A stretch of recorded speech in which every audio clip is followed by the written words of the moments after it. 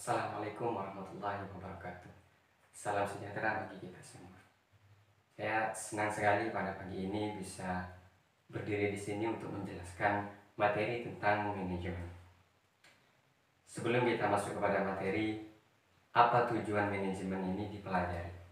Karena di semua sektor perusahaan maupun kita berbisnis, di organisasi kita semua butuh yang namanya manajemen. Terus, mari kita belajar bersama tentang materi manajemen ini, karena ini sangat dibutuhkan oleh diri kita sendiri maupun orang lain nantinya. Oke, apa pengertian manajemen? Tentu kata manajemen ini tidak asing lagi bagi kalian semua.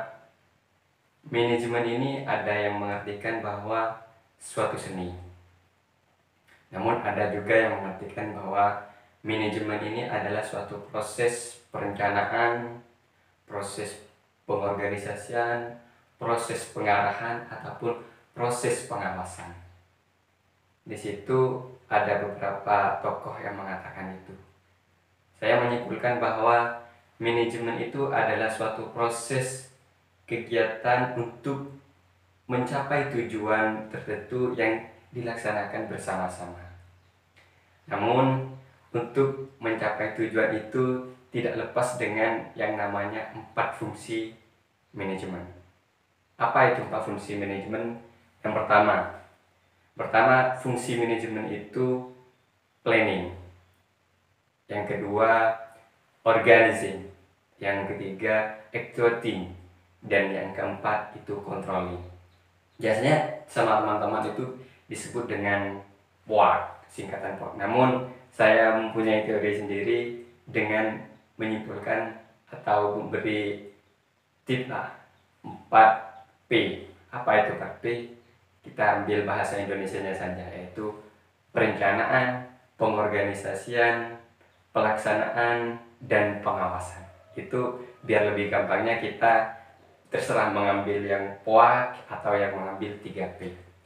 Namun tujuan kita mencapai tujuan tertentu di dalam organisasi atau dalam perusahaan, kita harus melaksanakan yang fungsi manajemen itu.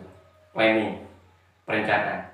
Sebelum kita melakukan sesuatu atau membuat produk atau membuat kegiatan, kita harus mempunyai planning atau membuat rencana sebelum kita melakukan kegiatan. Dan yang kedua, setelah kita melakukan perencanaan atau manajer semuanya mempunyai rencana, kita harus pengorganisasian, membagi-bagi tugas. Atau biasanya di pengorganisasian itu ada mengatakan ada di staffing, ada staffing juga, itu penempatan seperti itu. Setelah kita membagi tugas, umpamanya kita di produksi, kita membagi tugas ini bagian produksi, bagian pemasaran. Itu ketika setelah pembagian tugas itu selesai, kita baru kita pelaksanaan. Pelaksanaan itu ini ketika ada rencana, pasti itu kita harus laksanakan. Dan tak kalah pentingnya, ketika kita melaksanakan, di situ ada kontrol, pengawasan. Karena di pelaksanaan itu manajer harus mengontrol, seumpamanya ini di perusahaan ya, manajer harus mengontrol karyawannya atau staf-stafnya yang dikasih tugas yang di setelah planning di pengorganisasian itu. Namun di pelaksanaan ini ada juga yang harus diawasi. Di berbagai materi ada yang dijabarkan tentang di accounting ini ada pengawasan seperti itu. Maka untuk mencapai tujuan yang efektif dan efisien, kita harus melaksanakan yang fungsi manajemen ini yang bisa dikatakan POA atau 4P seperti itu. Di samping itu, kita tidak bisa melaksanakan yang 4 fungsi ini, tapi kita bisa melaksanakan dengan 6 unsur manajemen. Yang pertama unsur manajemen itu adalah man. Apa itu man? Man itu pastinya orang. Man itu orang. Kalau tidak ada orang, meskipun kita tahu fungsi manajemen itu buat apa, kan itu. Yang kedua yaitu money. Apa itu money? Pasti teman-teman kalau masalah berbicara tentang money pasti tahu. Ini masalah uang. Kita ada orang, namun kita tidak mempunyai bahan-bahan untuk diproduksi, alat-alat untuk kita berkegiatan. Maka di situ kita membutuhkan uang untuk membelinya bahan atau membeli alat-alat. Dan yang ketiga yaitu metode, cara. Meskipun kita ya mempunyai banyak uang, mempunyai banyak alat, mempunyai banyak bahan, kalau kita tidak mempunyai cara untuk mengelola, buat apa juga? Maka yang ketiga itu kita harus punya semua. Ini lagi yang keempat. Yang keempat itu adalah market. Ini pasar.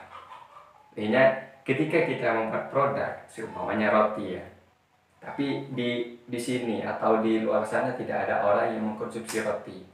Ini buat apa juga? Kan nihil. Yang kelima yaitu material. Material itu kita bahan-bahannya. Kalau kita tidak mempunyai bahan, meskipun tidak mempunyai mesin atau orang, apa yang mau kita buat? Seperti itu. Dan yang terakhir ini mesin. Seumpamanya kita melaksanakan kegiatan, semuanya kita memproduksi, atau saya contohkan kegiatan organisasi, kita melaksanakan rencana membuat, maka kita membutuhkan satu mesin, sebuah komputer, printer, seperti itu. Dan juga seumpamanya perusahaan ingin membuat roti, kita tidak mempunyai alat-alat pembuat roti atau mesin oven roti, maka mau dibuat seperti apa? Kan seperti itu. Maka untuk mencapai tujuan suatu organisasi, kembali kepada pengertian manajemen, itu mencapai suatu tujuan kegiatan yang dilakukan bersama-sama, maka itu membutuhkan suatu fungsi dan unsur-unsur manajemen, seperti itu. Dan ini lagi, kalau masalah bidang-bidang manajemen ini ada berbagai bidang, mulai dari bidang produksi. Kalau di perusahaan ada bidang produksi juga, ada bidang perkantoran, ada bidang banyak untuk bidang-bidang manajemen.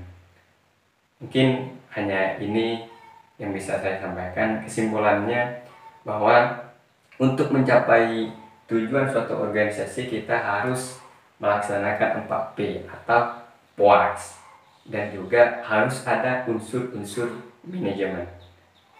Semoga ini bermanfaat bagi kita, bagi diri saya sendiri dan juga bagi kalian semua.